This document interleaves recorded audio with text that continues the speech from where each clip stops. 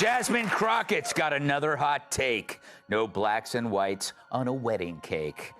The Democrats' new chosen one, Jasmine Crockett, is in the news again for an old clip where she attacked Florida Rep. Byron Donalds for marrying a white woman. Roll it, Bertha. If we continue to put people into office, and that even means some of our skinfolk who definitely are not our kinfolk, such as Byron Donalds, who are going to continue to say that, the fact that you sitting around talking about life was better under Jim Crow, is this because you don't understand history? Or literally it's because you married a white woman and so you think that whitewashed you? Jasmine Crockett is back in the headlines, this time for resurfaced comments that many are calling outright racist. In the old clip, she takes aim at Florida Representative Byron Donalds simply for marrying a white woman. Really? In 2025, we're still policing who people fall in love with based on skin color? Her take isn't just outdated, it's divisive and dangerous. Love doesn't come with racial restrictions, and attacking someone's marriage for political clout is a new low. If roles were reversed, the outrage would be deafening. This isn't representation, it's regression, and people are rightfully calling it out. That's not very woke, is it? Of course, Crockett isn't the only Democrat who's opposed to interracial marriage, or else more Democrats would have voted for this one. Racist! Tyrus, I go to you for no apparent reason.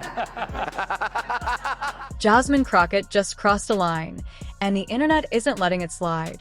Suggesting Byron Donalds isn't black enough because he married a white woman? That's not just ignorant, it's racist, plain and simple. Since when did love become a political test? Her rant wasn't about policy. It was a personal, divisive jab meant to discredit a man based on who he loves. Imagine the outrage if the roles were reversed. Silence from her side speaks volumes. This isn't progress. It's prejudice hiding in plain sight. And guess what? America is watching and calling it out. Piers, I love how they're kind of spinning this as old news when it came up. They said, oh, this is not the media's. Oh, it's 9 months old. But there's no expiration date when it's one of us who does something. It's like if they find something you said 10 years ago. Oh, my God, can you imagine? But I did think about you the moment I heard about this lady. And it wasn't this offense. It was the one a couple of weeks ago when she just told the biggest porky pie of all time when she was caught being incredibly offensive. Went on some rambling thing about... Cockney rhyming slang? Porky pie, lie. Sorry. It is. Porky pie is a East London Cockney rhyming slang, governor. Phrase. What we just saw isn't commentary. It's hypocrisy in plain sight. When Jasmine Crockett attacks Byron Donalds for marrying outside his race, she's not critiquing policy. She's crossing a personal, racial line that should outrage everyone. But here's the twist. Because she's doing it from the right side of the political spectrum, the media lets it slide. Flip the situation. Imagine a white politician mocking a black woman for marrying a white man. Headlines would explode. Apologies would rain down. But here, crickets. This is the very definition of double standards, and the fact that more people aren't speaking out is part of the problem. Accountability shouldn't depend on who's speaking, but on what's being said. If we really care about progress, then we have to be consistent. And right now, silence isn't neutral. It's permission. Call it out. Loudly. Before this becomes the new normal. First they cursed, now they thirst for blood. Jasmine Crockett is upping her temper tantrums, now saying the only way Democrats can win elections is by throwing hands. I think you punch. I think you're okay with you okay with punching. It's Ted Cruz. I mean, this dude has to be knocked over the head, hard, right? There is no niceties with him, at all. So let me get this straight. When someone on the left says something offensive, it's suddenly old news? 9 months is now a lifetime ago? Give me a break. If anyone on the right had made those same comments, CNN would still be foaming at the mouth. But because she's part of the protected class of political sainthood, she gets a free pass. She lies, she offends, and somehow we're the problem for bringing it up? No thanks. This is exactly why trust in media and politics is in the toilet. There's one set of rules for them, and another set for the rest of us. It's not even subtle anymore. It's straight up theater. And the worst part? They think we're too dumb to notice.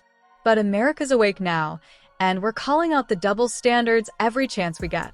So yeah, keep spinning, we'll keep laughing. Loudly. Or literally, it's because you married a white woman and so you think that whitewashed you. That's not very woke, is it? Of course, Crockett isn't the only Democrat who's opposed to interracial marriage. So, Dana, Governor Hot Wheels, she claims that it had nothing to do with the fact that he actually moves by wheels in a wheelchair, and he's good looking. Her cleanup. Greg's quick wit shines as he jokes about Jasmine Crockett practically becoming a daily feature at the White House Correspondence Center. We're going to get a segment a day from her, he quips, hinting at how the media loves to milk controversy for all it's worth. Then he turns to Loftus, asking if his boxcar, basically his workspace, is inclusive. Loftus's answer? His space doesn't care about race or gender. It only bans bad odors. It's a perfect mix of humor and a subtle jab at the performative inclusivity often seen in media circles. Greg's playful dig at Crockett's whitest name is a brilliant way to highlight the irony in politics, polished and poised in some settings, but quick to show a harsher side on certain programs. Comparing her story to a Netflix docuseries or a modern-day Dr. Jekyll and Mrs. Hyde captures the media's obsession with uncovering hidden contradictions. This conversation perfectly illustrates how politicians and media personalities shapeshift for different audiences, leaving us wondering who's authentic and who's just putting on a show. It's a sharp, entertaining take that keeps viewers hooked. So much for Michelle Obama's "when they go low, we go high." Crockett went as low as humanly possible by mocking Governor Greg Abbott for being paralyzed. We in these hot Texas streets, honey. Y'all know we got Governor Hot Wheels down there. Come on now. And the only thing hot about him is that he is a hot mess. Greg's stance on race and relationships comes through loud and clear. He's all in, no hesitation. When he reflects on his brief but meaningful connection with Michael Jordan back in the 90s, it's not just a funny anecdote. It's a reminder that life's personal moments hold more weight than the noise of public opinion. The playful comment about being practically married to Timmy adds a warm, relatable vibe, making Greg feel like the friend who's seen it all but still keeps it real. His point about dodging the harsh scrutiny from someone like Jasmine Crockett hits hard. It's a sharp critique of how some people are relentlessly analyzed and judged, while others skate by. That cruel microscope metaphor perfectly captures the exhausting double standards in today's social and political climate. Then Greg's dig about folks. Picking apart her silliest stories shines a light on the modern obsession with finding fault, no matter how trivial. It's a witty reminder of how public figures today are under constant surveillance, with every word dissected for drama. Greg's humor and honesty cut through the chaos, showing just how absurd and tiring all this outrage can be.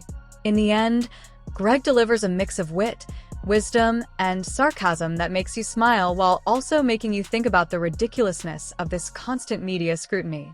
It's the kind of commentary that grabs your attention and refuses to let go, blending sharp insight with a down-to-earth tone everyone can relate to.